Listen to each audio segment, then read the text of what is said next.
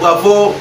Le général Luboyanga Chama, le gouverneur militaire de l'Ituri.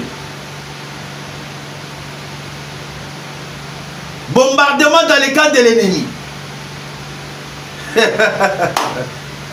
Moi, je suis venu à Téléma qui a l'oba qui keno. À Kokota, na Ituri. Aya kokanga le général Luboyanga Chama.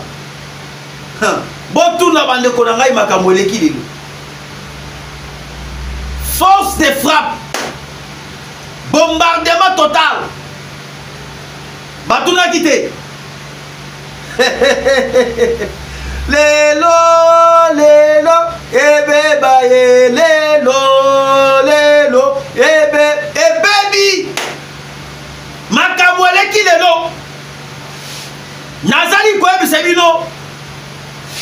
Plusieurs rebelles UPDF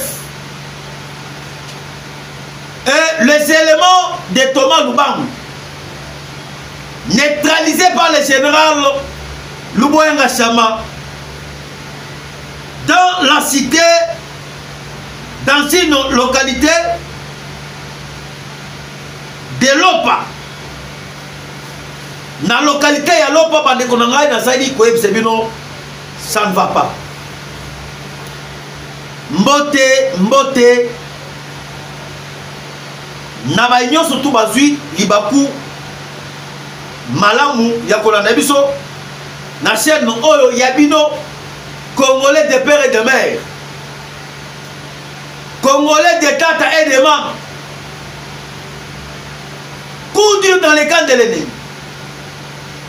Le lot, je pense que tu peux partager Nabino 3 points à l'ordre du jour. Et le lot, Mokoyeba na Oyo Etali frappe Naka y a armée ougandaise. Et comment est-ce que Bamontaki plan na bango Bakani combien et babomi combien par les éléments du général Luboyanga Chama. Et sur le deuxième point, le gouvernement burundais s'aligne derrière la République démocratique du Congo. Parce qu'actuellement, tous les Congolais basés dans la zone occupée par le M23, et à la Bukavu, et à la Goma, interdit bango bakoka kokota na Burundi. Na sali kweb sebino auto stratégie. C'est-à-dire Wanda meka qui kosa la plan, il y a infiltration. Comme Burundi a sali un allié d'État et la République démocratique du Congo, et le lot moni Burundi a boy pour être battu sur basali na document o ba pesi ba we pa nanga pesi ba document pa ba congolais na partie ya Goma na partie ya Bukavu ba interdit bango ba koka konyata makolo na bango na Burundi. On va vous expliquer et on va entrer en détail. Et pour la cause sous qui sa émission ya biso ya mukolo ya lelo to kolobela likambu oyo etali commission oyo Christophe Lutumbo Lazali président de la commission choisi par le Sénat. Donc comme une étape ni parce que actuellement Boyebi Kebayama qui auditeur général de la haute cour militaire par le membre de la commission parce que cette commission est composé de 40 sénateurs. Ndenga bayamba ke na commission. Nini ebima ke kuna. On va échanger avec vous. Alors, bande komalandi na minute oyo ndenge tozali ko ebisa bino. France a attaqué déjà toutes les stratégies en marche. Bolinga Kiboyoka ke mukolo ya lobby. La Calvaire est tombée. Après la Calvaire, Elinga a accéléré. Et Bolinga Kiboyoka pe lusous. Beni est tombé dans maboko ya ba ennemi. Au moment où je vous parle, nous avons des hommes. Le général Louboya Ngacham. Je vous avais déjà annoncé. Nalkamu Oyo État libre mercenaire français. Oyo Basala qui déjà na katia Uganda. Bakota qui na katia Uganda. Ils ont pris le temps de se organiser. Baza Kitango Moulaï va se préparer. Va ko attaquer Ituri. Nakatia Uganda. Nazali Koueb, c'est bien mes chers amis. Il y a l'avion français. Avion français et petit presque 3 tours. Il y a des munitions de guerre.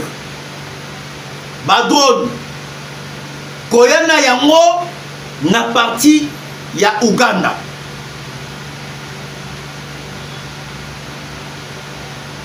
Après près de mercenaires français. Bazalaki.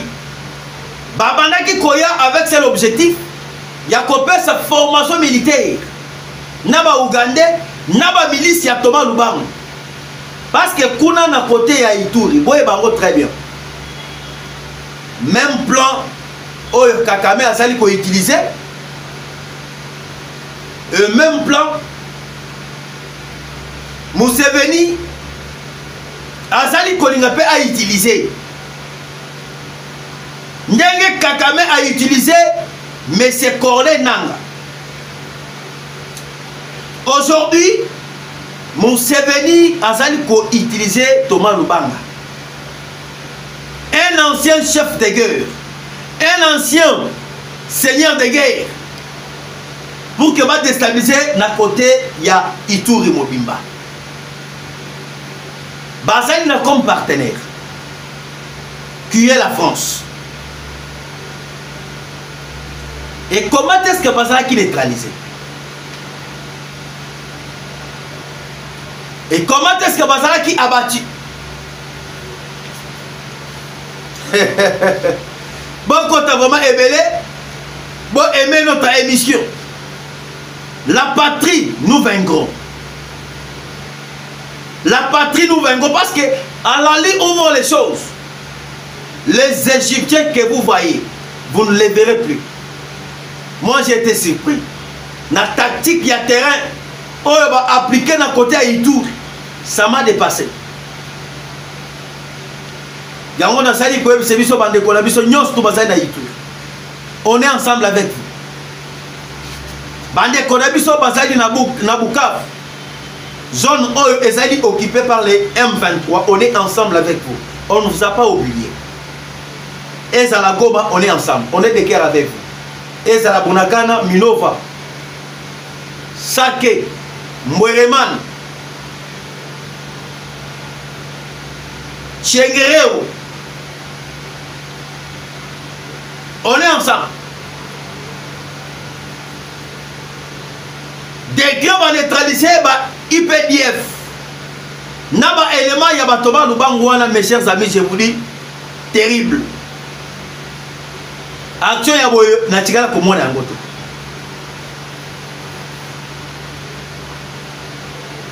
Ouganda a kotisaki à peu près 5 camions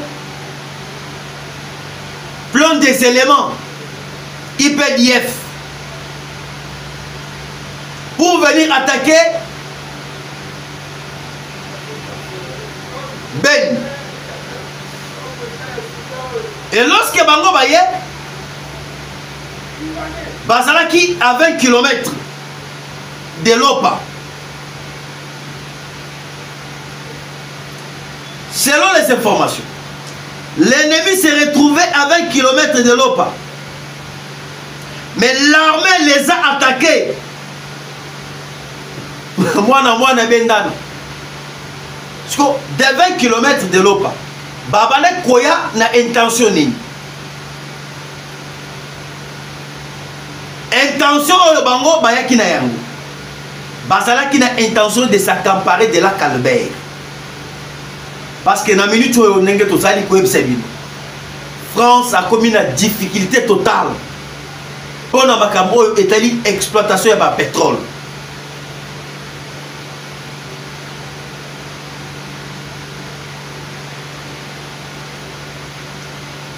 Mboka ya liboso o France a bandaki pour exploiter pétrole, c'était la République démocratique du Congo.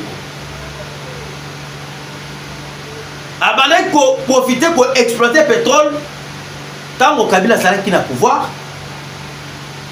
Lorsque Kanambe a dit qu'on y va accord avec les M23. Bakamata qui moi kilomètre ya Mabele na partie à Sud Kivu côté ya Uganda. Bapesa ki ba Ougandais, ne ba Ougandais, ba banda qui ko profiter pour exploiter pétrole na biso ko pesa ba français. Na côté ya Rwanda. Rwanda a bénéficié qui na makamo teli ba case côté ya la Kivu. So na partie otozali na partie ya Uganda. Ba français ba exploiter pétrole pendant 17 ans. Pendant 17 ans, on va exploiter le pétrole. Les Congolais a bénéficié de l'eau à Tamogote. Le temps où c'est que non, Ouganda est tongami. Ouganda est propre. Mais vous oubliez que Ouganda est tongami par rapport au pétrole et au Congo.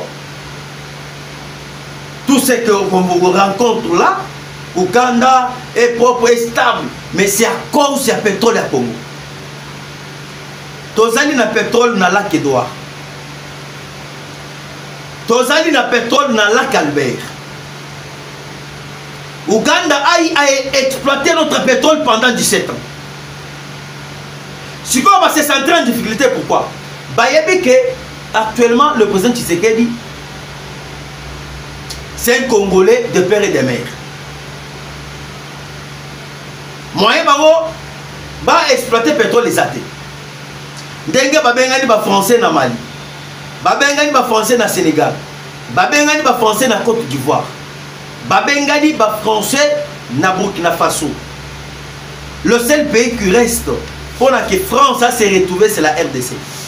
Maintenant qu'on s'est retrouvé dans le Congo, dans la situation actuelle, d'où que la RDC est en train de traverser.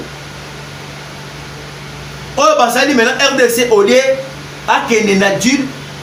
Il y a une négociation à Qatar, négociation à Angola, négociation à Kenya. Oh, et ça dit na soubassement, il y a intérêt à France. La RDC a boycotté. C'est tout ce qui se passe.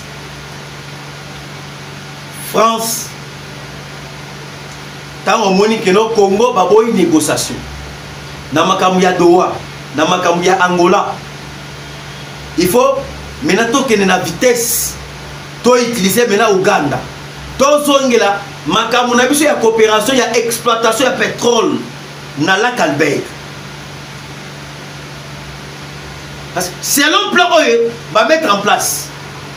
Bâtir déjà plan. Il y a que coûte.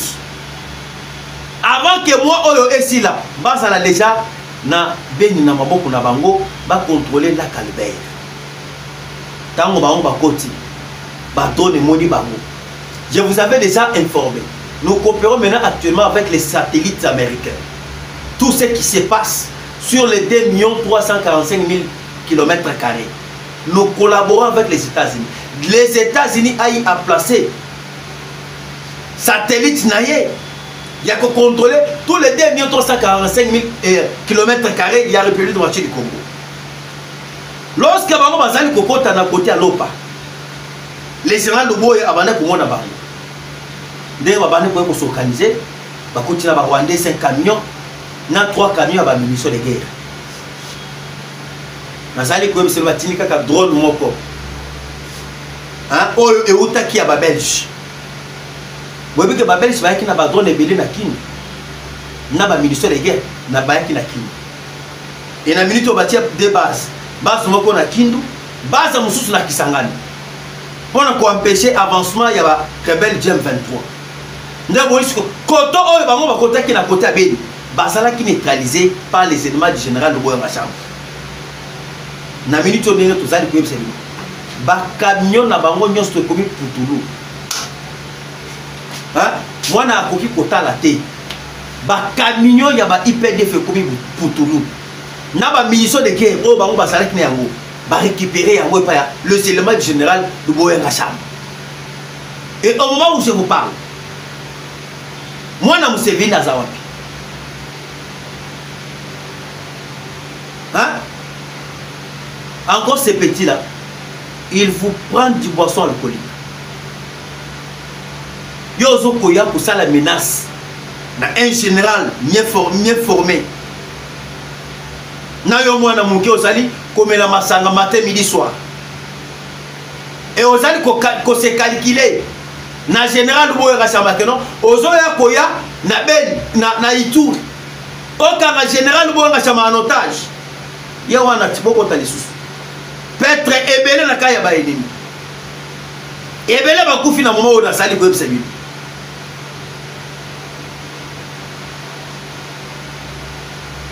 et bande konanga boba que le plan était que ba ko récupérer la Canberra,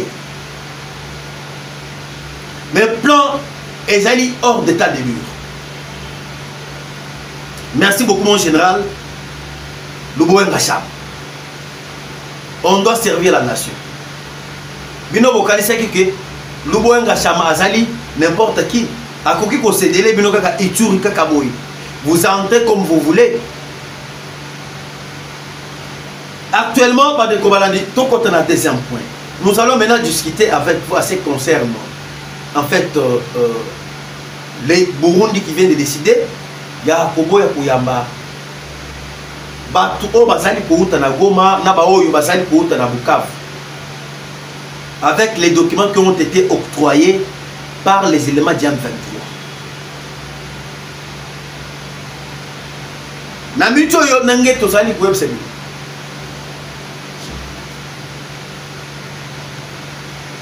Macron azali ko jouer carte ya que tout chemin mène à Rome. Bakoki kozwa Kisangani na nzela ya Ituri côté ya Beni, ou bien bakoki kozwa Kisangani na côté ya Butembo, ou soit na côté ya Uvira. Je vous avais parlé na minute ba ennemi bakotaki na côté ya Uvira depuis samedi bakotaki na 15 camions plein de militaires rwandais et les Ougandais. Bakanisaki ke bawazalendo bazali distrait. Fa même les M23 bamatisa ki ba drone na bango ya ko contrôler mouvement ya bawazalendo. Il y avait même quelques généraux, quelques officiers militaires. Balaki les abambongo ya ba M23. Batika kinzela passoir. Va retirer plusieurs militaires pour que l'ennemi a contenu la ligne. Sauf que Babazalé ne va pas tamasser.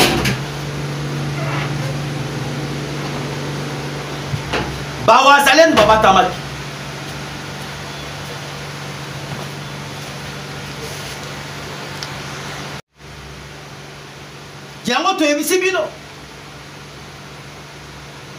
Tous les officiers qui appartiennent à Uvira, Balé, Bambongo, ndenge tobetela kibilo di solo, ndenge nini Kabila zali kotambusa Bambongo ebele. C'est l'objectif parce qu'on toujours Uvira. En complice avec les Français, l'Ouganda et le Rwanda. Ce qu'on va voir, c'est Bango Chekizé. Comme si Baébi est l'autre côté. Plan y a tout chemin mène en Rome. et siko tango bango bakoti na kotakola nde esika baye koyindisa nde oyokaki bakangaki ba Kenya ebele ba Rwanda ebele na ba Uganda ebele lorsque ba wazalendo basali système ke bango bakota kaka bakoti base bango lokola siècle bakeli boso attaque bandi pa ba wazalendo bazo resi ba pena boy ba wazalendo oyo babatabaki na bazama babimeli bango. C'est de cette façon qu'on neutralise bango.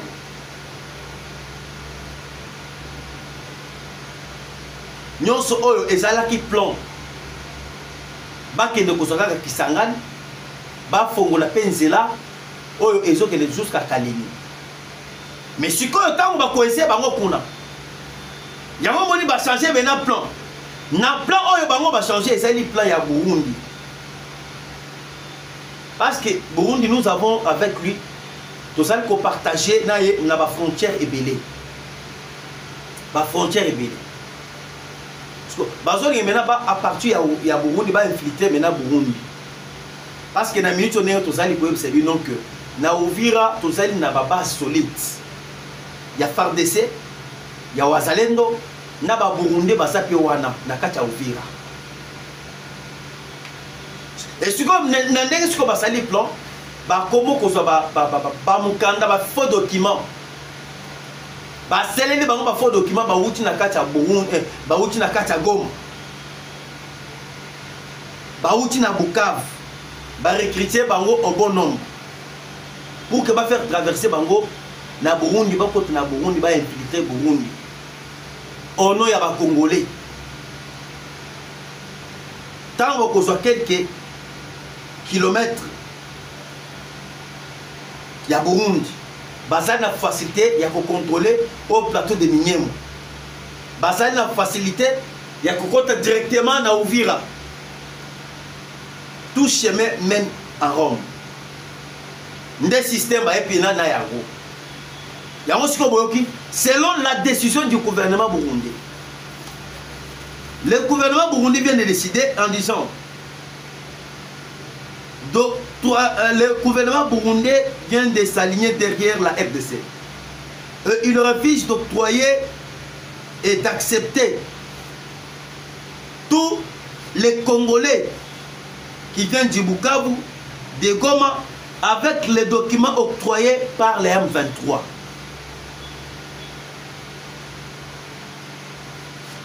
Et Namilcho, Zala et Koteli Bangon Andinga Masigiti. Décret en Zala, il y a un colonel, il y a 11e région militaire. Colonel Ouana, tant que chef d'état-major général à Kendaki na Uvira, à quel point inspecté. Colonel Ouana Akimi a poids avec 5 millions de dollars américains. À Kekuna na Goma, menanga a welelié. Nanga na Wilingo, ba welelié par rapport à Nzala.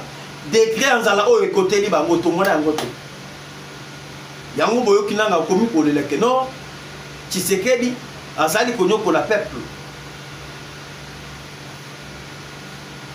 biso lelo ba mbongo ezali na babanga te nde sika to betela ki bilo le solo comment est-ce que nanga bengisa ki tous les opérateurs économiques ya Bukavu ya Goma basala ki réunion et lorsque basala ki réunion nanga sali ko yebisa bango que soki ozali na ndaku ya 5 niveaux il faut olongola 3 niveaux et koma ya bango babanda kofuta bango bambongo parce que na minute oboye ba déjà que depuis que Rwanda est en faillite une grande société o ebana ko pesa ba revenir ebele na kati ya Rwanda depuis que bakanga yango nazali ko yebisa que Rwanda sali ko pesa musoloté pour que M23 va vivre. Ba komi na kana bango milelo na milelo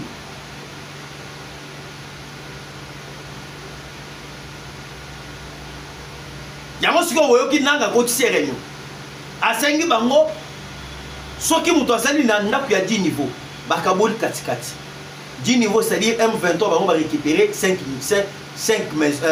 étages yo mkolo na kotikali na 5 étages sur les 5 étages so pesa bango c'est tous les locataires oyo bazali ko louer na ndako wana basu ndako na bango wana 5 ans bazo ko futa bango chaque fin du mois pour que ba futa ba M23 bino boye ba kité vous êtes devant Morceau-Libre, vous êtes devant le fils de l'homme, vous êtes devant Tshisekedi wa Mulumba. Est-ce que bino boye signification de Tshilombo? Tshilombo c'est un loba. Tshilombo en lingala, on peut dire c'est un roi, c'est un chef. Tshilombo, ça une signification terrible. Makambo ezali koleka wana ozali koyoka ba coup d'état basali boy. Tant ozali koleka, vous ne pensez pas que c'est quelque chose qui vient de Dieu? Et le long par les bonabiso ya Ouvira commence à regretter. Mes chers amis, vous regrettez. Bon sala qui est loko oyo bino boyeba kité. J'ai même des images. Bande konabiso abokavu basali kolela balobi. Molobeli. Président Olivier. Soki toyeba kamakambo oyo. Tolinga kito sala erreur te. Wana bande konabiso abokavu. Natuni bango. Ndeko, qu'est-ce qu'il y a les Camonines? Non, en fait, biso toyeba kité. Lorsque oyoka ki ba rebelle ya M23 bakota ki na Bukavu. Bakota ki na Goma. Ezali erreur oyo ya biso pepe. Parce qu'on a mec qui koye bisaye ko tuna yi. Erreur ya bino ezali wa parce que ezala ki erreur ya ba traitiste, ya ba officier militaire. Ba son selanga yi ba lobi que non. Erreur ya ba officier pe ezala ki oui bien sûr. Na biso peuple to sala ki na erreur. Lorsque j'ai insisté, na ba erreur o ba ba salaki. Ba sali ko bisanga ba lobi que non président Olivier nous avons commis une erreur parce que Bambongo etambolaki. Ba pesa ki biso $15. Lorsque vous allez pour mon M23 bakoti na Bukavu, to beteli bango maboko. Vous allez pour yamba bango na SN. Ba pesa ki biso bas $15. Alors bien ça la peine à Goma. Ba pesa ki biso ba $15. Et regardez Congolais na niveau. À cause de $15 et vous acceptez de trahir votre nation. À cause de $15. Bon, il y a rebelle et il y a M23 maintenant, n'est-ce pas, vous disiez que non, il est venu comme libérateur. Maintenant qu'il y a un libérateur, les gens regardent ce qui se passe à Goma, ce qui se passe à Bukavu. Basali Kobomba Congolais. Basali ko enlever bande konabiso. Et basali ko kamata bajane ko exterminer bango. Depuis que nanga à côté na ville à Goma, obi ka Goma combien? Goma na Bukavu. Presque de 13 000 de Congolais qui sont morts. Et le basali ko sala opération. Basali ko kota na ndaku na bandaku. Basali ko exterminer jeunesse ya Bukavu na jeunesse ya Goma. Pour que bango ba remplacer les Nilotiques, les Rwandais. Leur objectif est d'aller que ba implanter ba Rwandais. Aux jours à venir ba oyo ba koya ba télémira kabangote. Bango peut pas comme majoritaire. Parce que aux jours à venir Bukavu comme ba réclamer yango que comme ezali ba mboka oya bango. Tant ba comme majoritaire. C'est ça la politique du Rwanda. Et vous avez accepté Yakobek Telabango Maboko, vous avez accepté Yakobek Mabango, mais regardez comment est-ce que vous êtes en train de souffrir. Bobeta qui Maboko non, n'a pas libérateur. Mais soi-disant libérateur, regardez ce qui se passe à Bukavu. Yango Besso Toyebi qu'on ne peut pas vous condamner. Et nous interpellons au gouvernement congolais d'agir avec une responsabilité.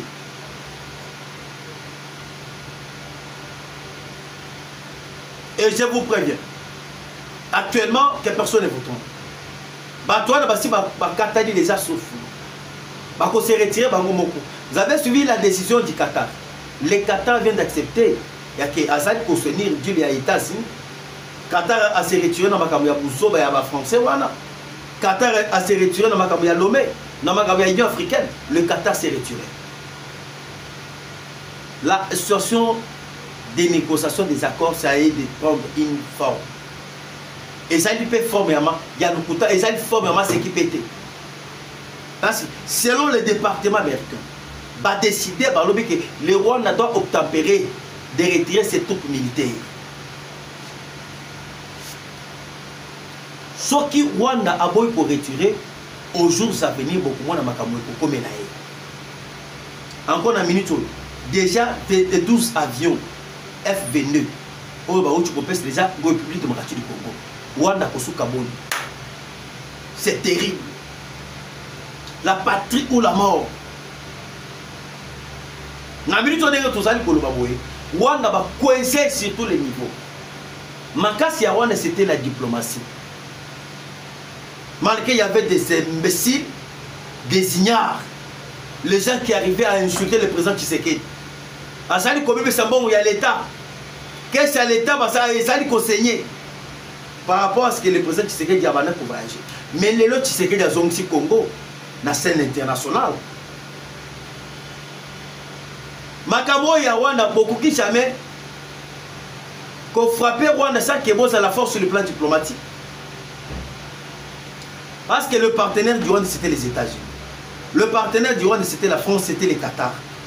Les lobbies pour comprendre que non, Tshisekedi a sali Moussala.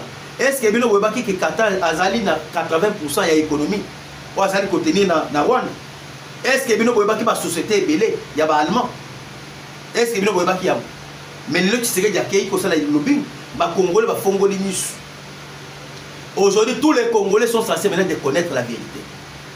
Yango biso ngai na sali ko ebisa bino. Je ne vais plus abandonner mon initiative. Na ebisi bino ke nazo Kambola, Kasaï oriental, Kasaï occidental. Na otambola Gamba Nunduga Équateur. Si Dieu le veut, par rapport à partenaire qui va apporter biso soutien na bango, donc ko ba pe na musala na biso, et ça la France, et ça la paix na Allemagne pour que tout échange, na ba Congolais surtout partout bazali pour se retrouver. Et surtout ce qui est nécessaire, je vais commencer d'abord une campagne nationale. Hein? Une campagne nationale dans la province. Na échanger na peuple. Na solo na peuple. Tous les peuple mususu bazali s'oublier. Ba yebi vérité ya mboka na bangote. Ba yebi tout ce qui se passe na kati ya mboka na bangote. Je ne veux pas les condamner que bazali s'oublier, mais bazali peut-être que ça ndeko yeba ta mususu ma ko za ko ozala informer. Les lobbies toko to naso ko kita. Yo ça na posa ko soutenir moi na mboka oliki. Et ça la 1000 francs. Et ça la $1. Et ça la $5. Et ça la $100. Et ça la $1000. Oyo nyon surtout ozali na yango comme fond. Et ko tali que non moi na mboka Olivier de Tata et des membres. Azali ko sala musala ya nation. Azali ko sala musala ya ko banda ko mobiliser peuple na ba province, na ba territoire. Oyo nyon sur yo bazali pour moi que non vous êtes d'accord et capable. Vous allez me contacter sur mon numéro plus 243 89 335 82 51. Plus 243, je vais répéter. Plus 243 89 335 82 51. Tu vois ma caméra, tu tiens qui on n'est pas Bertin. Tu tiens qui on n'est pas Moutsongolo par la dame. Tu vois la pêche numéro. La pêche numéro. Bino moko ne bobo benga par rapport à que non possibilité au bino bozali na yango. Et qu'on peut permettre biso na ba songololo. To ke na ba Mwanda, na ba Bandundu, na ba Kasongolunda, na ba Angola partout kende. Par rapport à ce qui ça dépend maintenant les moyens. Na ba oyo to bengi aide na bino. Alors, bande ko nazali ko ebisa bino to sali ko avancer. Balobi ke Tshisekedi azali ko faire saigner qu'est-ce à l'état. Maintenant Tshisekedi a tomboli Congo na scène internationale. Les Kambu ya Congo ba yebaki yango lisusu te na kati ya monde.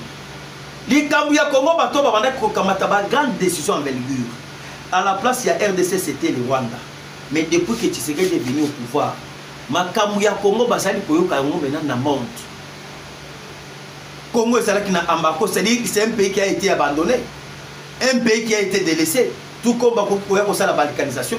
bino ba Congolais boyebi te que ba ko sala balkanisation parce que c'est le Rwanda qui contrôlait tout. C'est Kagame qui décidait à la place du Congo. Mais depuis que Tshisekedi est venu au pouvoir, c'est Tshisekedi maintenant qui décide. Les États-Unis à reconnaître que non, minerai bimakana Congo, Rwanda kosa bango, malgré financement et tout conso, c'est le Rwanda qui n'a rien. Namboka na autre banque tout temps minerai. Et yango tosali koyeb c'est bien mes chers amis. On doit soutenir le président Tshisekedi. Bitumba oyo azali kobunda pona yo, pona nga, pona biso nyonso en général. Imaginez-vous mon lobby que non, je ne négocierai jamais avec l'M23, sont des papiers. Nde bitumba zo kobunda ya mwana. Bazo kobunda bitumba parce que il faut pas Rwanda ba kota na armée. Parce que bino boyo kaka négociation. Tu sais pourquoi ça continue à négocier na M23. Est-ce que bino boyo manière ya ba négociation.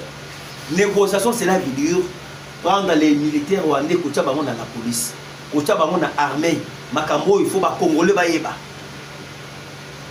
To signer les accords. Ba minerai ya Congo et banda kozala avantage ya Rwanda. Ndenge Kabila signaki na bango na 2009-2013. Sur cet accord, c'est-à-dire tokamati bango bakomi ba député, bakomi pe ba sénateur, bakomi pe ba ministre, ba Rwandais. C'est-à-dire tokomi na deux gouvernement composé ba Congolais, na gouvernement composé na ba Rwandais. Va même les Ougandais. Et tokomi pe na armée misa, armée ougandaise, armée rwandaise, armée congolaise, na kati ya Congo. Bango na bango. C'est ça utilité ya accord oyo bango basali kolobela. Maintenant Tshisekedi a sauvé la nation pourquoi? Parce que il a saboté et il a refusé de négocier, de mettre la bouche sur ça. Il y a qu'on négocier avec la M23. Vous pensez que c'est une mince affaire? Tout ce que la France est en train de chercher, Kagame est en train de chercher, Kabila est en train de chercher, il y a qu'on éliminer Tshisekedi. C'est parce que Tshisekedi a beau une négociation. Et les lots de Kamouya Sama Lukonde pour chuter par là. Mais c'est Sama Lukonde.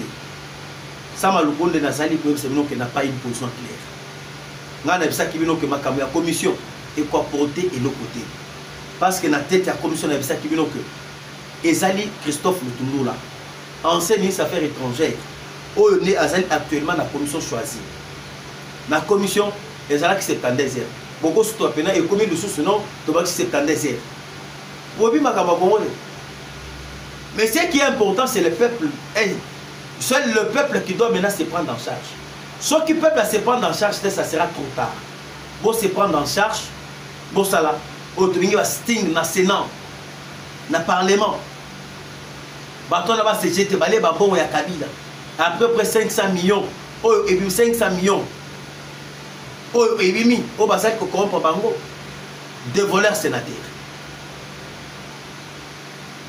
Bango bakalisi ka baleki biso ta baleki biso parce que bazali na monoko na bango na français ya kimuibi bazali na français ya vol ya détournement ndelo baleki biso ya mwana au cas contre biso nous sommes capables ya koleka pe bango nous sommes capables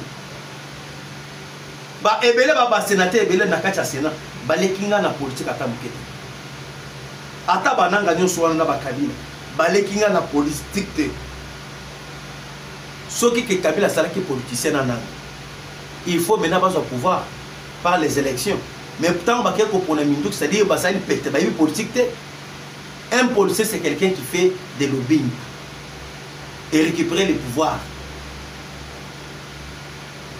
Pour récupérer le pouvoir, na voix ya peuple.